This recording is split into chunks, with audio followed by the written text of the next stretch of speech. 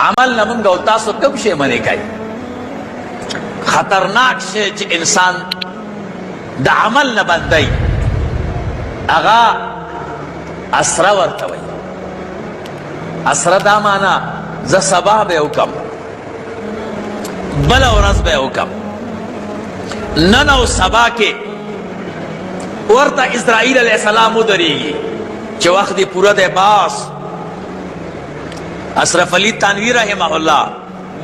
د اسرې دا مسله ډېره ښه صفا کړې ده. یو تقریر کې وایي وی یو بادشاه خپل غلام ته ووی غلامه مېلمانه راغلي دي، دا ټوکرۍ واخله، د باغ نه میوه راوشکوه چې مېلمانه یې وخوري.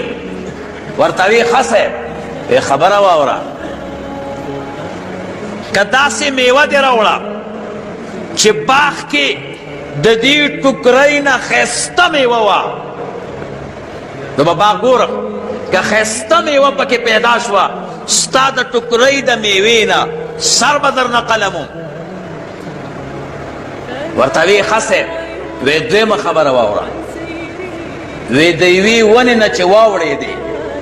او میوه دې د هغې نه راونه شکوله او د بلې ونې میوه درته ښایسته ښکاره شوه،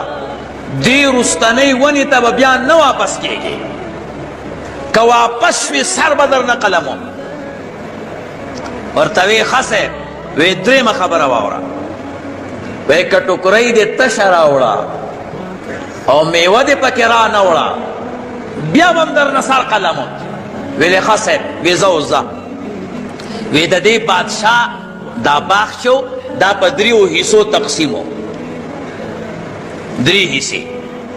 دی چې د اولې باغچې ته داخل شو نو ونه کې ګوري ښایسته میوه ده. د بادشاه ورته بله خبره یاده شوه چې که باغ کې د دې میوې نه ښایسته میوه بله راغله وا سر به درنه قلموم. وی که تاسې نه بله میوه ښایسته نه وي خو چې ونې ته یې وکته هغې کې میوه ښایسته ښکارېده د دې نه واوړې. چې بیا وروسته وکته بیا ورته د بادشاه دویمه خبره یاده شوه چې راته وی نه به واپس کېږي، بیا به ونې ته نه راځي.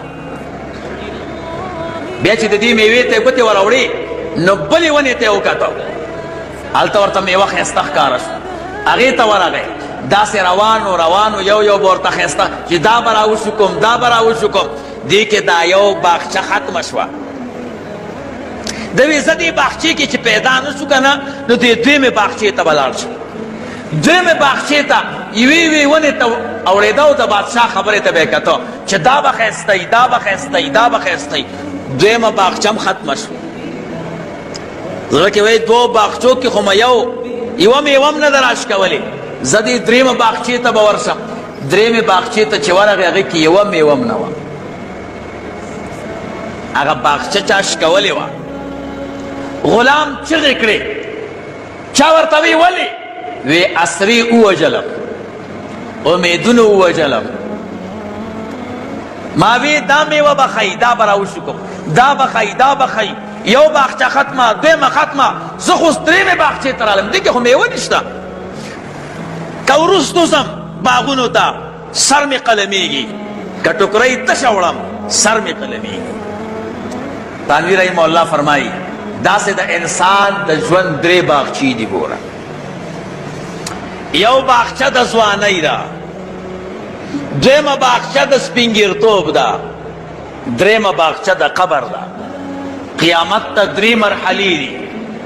د ځوانۍ، د سپینګیرتوب، د قبر. انسان چې ځواني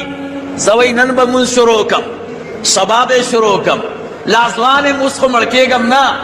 نن او سبا کې وخت تېرېږي ږیره کې سپینو لګېږي. دی وایي هلکه سپین ږیرې شوې اوس وخت دی راشه کار کوه، نن کوم او سبا کوم او بله ورځ کوم، نه لا صحت مې برابر دی. دی په دې امیدونو کې روان دی. دلته ورته اسرائیل علیه السلام ودرېږي، ودرېږه وخت دی پوره. قیامت ته چې کومه بله باغچه ده د مرګ نه بعد او قیامت نه مخکې دې کې عمل نشته نو دیتا برزخ وای دغه وخت کې سړی بیا چغو شي او ژاړي وای خدایا ځواني عمر مې هسې تیر که په امیدونو کې سپینګیرتوب مې هسې تیر که امیدونو کې خدایا اسرائیل علیه السلام راغی منم چې قیامت ته بره مرحله م ده خو هغې کې عمل نشته امیدونه وسرې موږ او تاسو خراب کړو نورونو خبره د وینا نه ده خبره د عمل ده عمل ته به پنسې پورته کوو مټې به بډوو کیسه ګوره د عمل ده شیطان مو غلطی نن بشي سبا بشي بل ورځ بشي بل ورځ بشي یو ورځ به ته اسرائیل علیه السلام ولاړې چې باس نورې ورځې نشته رسول الله مبارک صلی الله علیه وسلم فرمایي کله کله انسان صحت وږي دې زمانه کې خو اسباب د مرګ ډېر دي انسان په امیدونو کې پروت دي فوراً ورته اسرائیل علیه السلام لار راشي ورته وی ودرېږه ولې وخت یې پوره دی وی څنګه مې وخت پوره دی صحت مې برابر دی ځمکه لرم جیداد لرم قوم لرم ورته وی اوس خبره واوره څلور ملائک ورته راولېږي وی دا سړی پوه کا یوه ملائکه ورته وی وکاکا مشرق نه مغربه پورې مې ستا دپاره مزل وکړه د جنوب نه شماله پورې مې ستا دپاره مزل وکړه د ځمکې ټول اطراف مې وکته و د الله بنده دومره خوراک مې پیدا نه کړه ستا دپاره چې ویې خورې تا چې کم خوراک و هغه دې ټول خوړلی دی یو کپله نه لري دا کم چې درته ښکاري دا ستا نه دی نو چې خوراک دی یو ځای کې نه وي هلته به ته څنګه ژوند تېروې